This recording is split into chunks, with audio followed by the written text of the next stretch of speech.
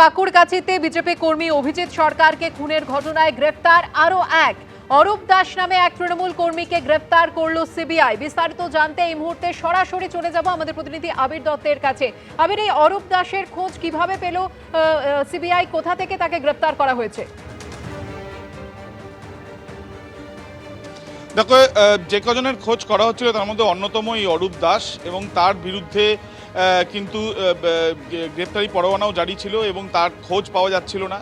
এবং এর পরবর্তীকালে যেটা জানা যাচ্ছে 50,000 টাকা তার মাথার দাম দেওয়া হয়েছিল, অর্থাৎ তাকে খুঁজে পাওয়া গেলে সেক্ষেত্রে যে খুঁজে দেবে তাকে পুরস্কৃত করা হবে, অর্থাৎ পুরস্কৃত করার জন্য পুরস্কার ঘোষণা ছিল তার উপরে।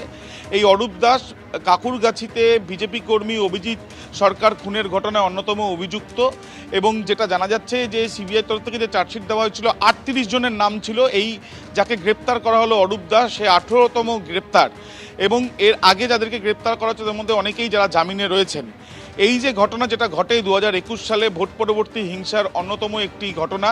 তার কারণ যখন নির্বাচনের ফল ঘোষণার দিন কাকুরগাছিতে অভিজিৎ সরকার বিজেপি কর্মী তাকে তার বাড়ি লক্ষ্য করে বোমা ছোড়া, তাকে মারধরের ঘটনা, এবং তারপরে বিকেলবেলায় তাকে মৃত বলে ঘোষণা করে এনআরএস হাসপাতাল।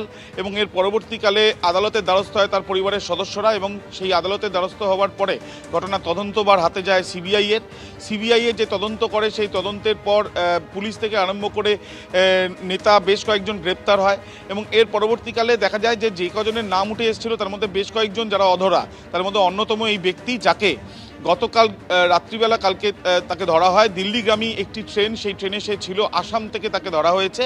যেটা সূত্র মারফত জানা যাচ্ছে যে গুয়াহাটিতে সেখানে ট্রানজিট রিমান্ডে আবেদন করা হবে এবং সেখান থেকে তাকে নিয়ে আসা হবে কলকাতায় আগামীকাল, এমনটাই জানা যাচ্ছে। এবং সেখানে কলকাতায় নিয়ে আসার পর এখানে যে সিবিআই স্পেশাল কোর্ট আছে সেখানে তাকে তোলা হবে, এমনটাই জানা যাচ্ছে সিবিআই সূত্র থেকে।